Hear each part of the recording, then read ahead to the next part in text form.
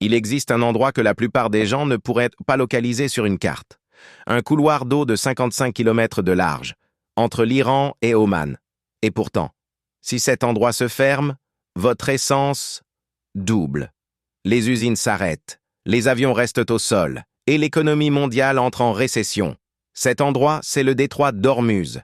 En janvier 2026, les négociations nucléaires ont échoué à Genève. En mars 2026, l'Iran a décidé de le fermer. Pendant 72 heures, le monde a retenu son souffle. Dans cet épisode, on comprend pourquoi. Regardons la carte. Le détroit d'Ormuz est l'unique sortie maritime du golfe Persique. À l'est, l'Iran. À l'ouest, les Émirats arabes unis et Oman. Par ce couloir transitent chaque jour 20 millions de barils de pétrole. 20 millions.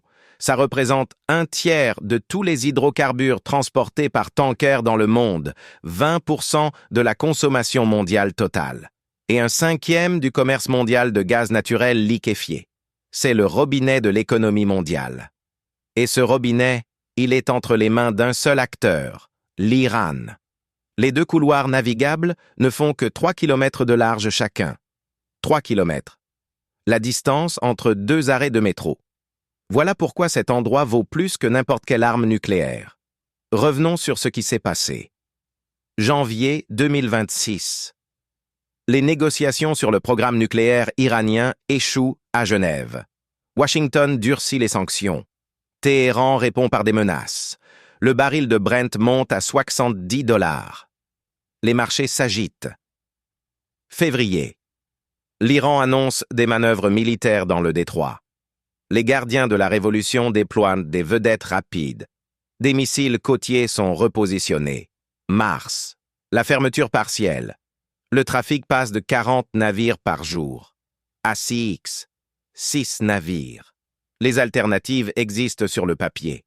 L'oléoduc IPSA en Arabie Saoudite. Le terminal de Fougera aux Émirats. Mais leur capacité combinée laisse un déficit de 12 millions de barils par jour. Il n'y a pas de plan B à cette échelle. Avril. L'Iran saisit 2 porte-conteneurs sous pavillon grec. Le FMI abaisse ses prévisions de croissance mondiale à 3,1%. 72 heures de négociations secrètes plus tard, la pression retombe. Mais rien n'est résolu. Pour comprendre la puissance de ce levier, regardons qui dépend d'Ormuz. La Chine reçoit un tiers de son pétrole via ce détroit.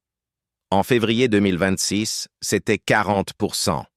L'Inde, 53% de ses importations de pétrole passent par Ormuz.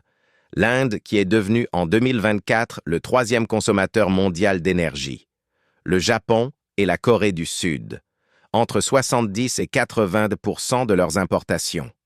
Des économies entièrement tournées vers l'industrie et l'export. Sans pétrole, elles s'arrêtent. Même l'Europe, moins dépendante, subit le contre-coup. Une hausse des prix du pétrole, c'est une hausse de tout.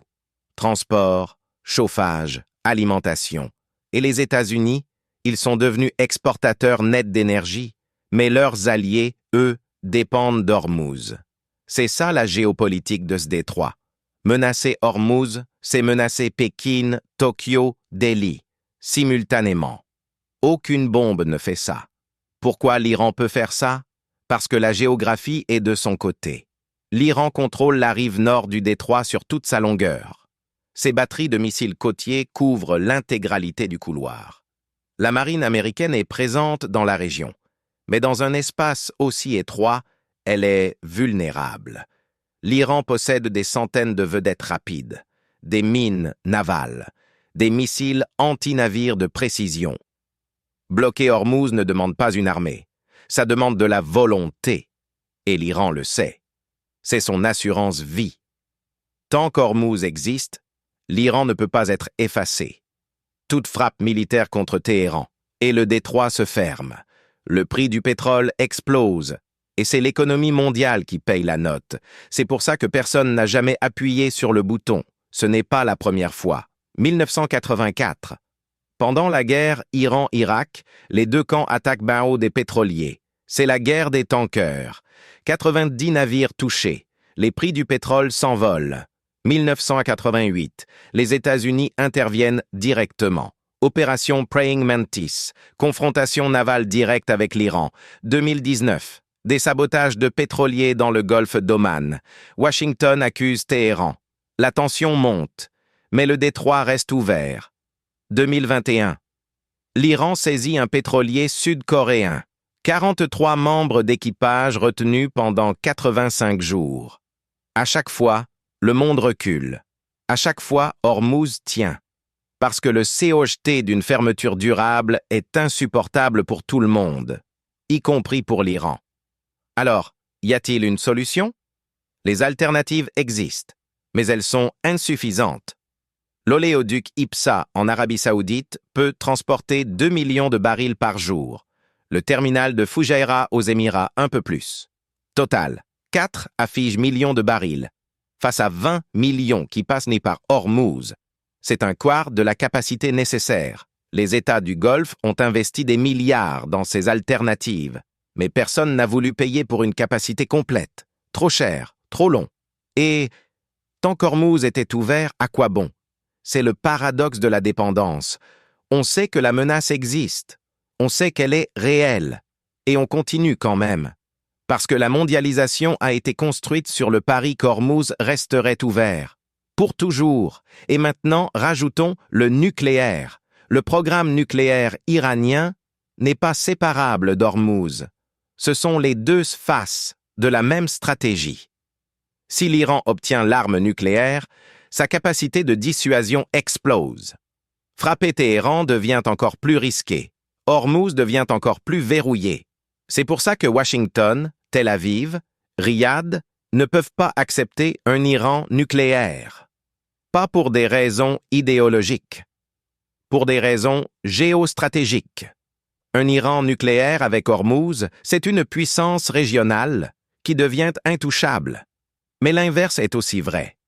Si les États-Unis et Israël frappent les installations nucléaires iraniennes, l'Iran ferme Hormuz. C'est une impasse à 20 millions de barils par jour, et c'est exactement là où nous en sommes en 2026. La diplomatie a échoué à Genève. Les options militaires sont trop coûteuses. Et le monde continue de dépendre d'un couloir de 3 kilomètres de large. La crise de 2026 a changé quelque chose. Pour la première fois depuis des décennies, les grandes puissances ont réalisé. Pas intellectuellement. Viscéralement, la Chine a accéléré ses investissements dans les énergies renouvelables. Pas par idéalisme climatique, par peur de dépendre d'Hormuz. L'Inde a relancé son programme nucléaire civil à marche forcée. Le Japon a rouvert des réacteurs fermés après Fukushima. L'Europe a accéléré les interconnexions énergétiques et les États du Golfe ont discrètement doublé la capacité de Fujairah. Hormuz reste le robinet du monde. Mais pour la première fois, le monde cherche vraiment à s'en passer. La transition énergétique n'est pas qu'une question de climat, c'est aussi une question de souveraineté. Chaque panneau solaire installé, c'est un tanker qui ne passe plus par Hormuz. Alors, qu'est-ce qu'on retient? Hormuz, c'est l'illustration parfaite de ce qu'est la géopolitique réelle, pas les discours, pas les traités. La géographie, les ressources, la dépendance.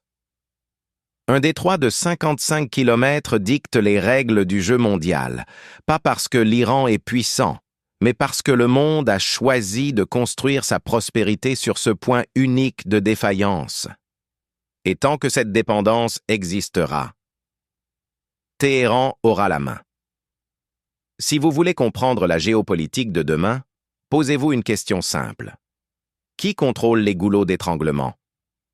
Hormuz, le canal de Suez, le détroit de Taïwan, le Bosphore, ce sont les vrais centres du monde. Ce canal, c'est théâtre des nations. Si cette analyse vous a apporté quelque chose, abonnez-vous. La semaine prochaine, le piège de Thucydide. Chine contre États-Unis. Qui gagne? À très bientôt.